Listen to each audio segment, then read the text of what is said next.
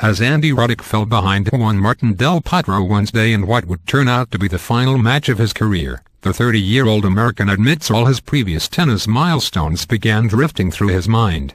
He thought about his mom driving him to practice when he was little. He thought about matches he played when he was 12. And he thought about all the memorable moments he experienced during a bumpy yet brilliant career. The emotion of the match finally overcame Roddick after he sprayed a forehand wide on match point to send Del Potro into the quarterfinals with a 6-7, 1, 7-6, 4, 6-2, 6-4 win.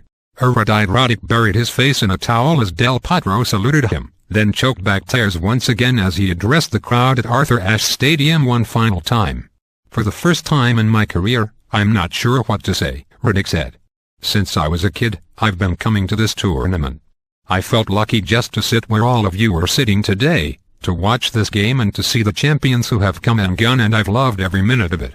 It has been a road with a lot of ups, a lot of downs, and a lot of great moments. I've appreciated your support along the way. I know I certainly haven't made it easy for you at times, but I really do appreciate it and love you guys with all my heart." Roddick's 4-set loss to Del Potro on Wednesday evening concluded a career that at times has been hard to define. He never became the dominant player many predicted he'd become, yet he displayed longevity, resolve and charisma in winning one Grand Slam and reaching the finals of 4 others.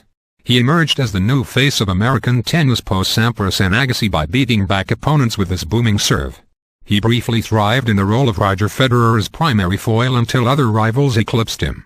And he remained a fixture in the top 10 for a decade until injuries and age diminished his power and forced him to rely on other facets of his game. Martin Rogers, lost denies Andy Roddick a storybook ending to career. "It would have been a great story had Roddick been able to make a deep the United States Open run at his final tournament, but it was probably too much to ask from a guy days away from retirement, mostly because he could not compete at that level anymore." Roddick won the first set and forced a tiebreaker in the second, but Del Potro's powerful ground strokes and consistent serves were too much later in the match.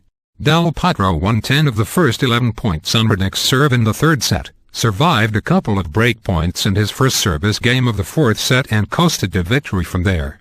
When Roddick announced his imminent retirement last Thursday, part of his reasoning was so that fans wouldn't think he was a lunatic if he teared up during his final match.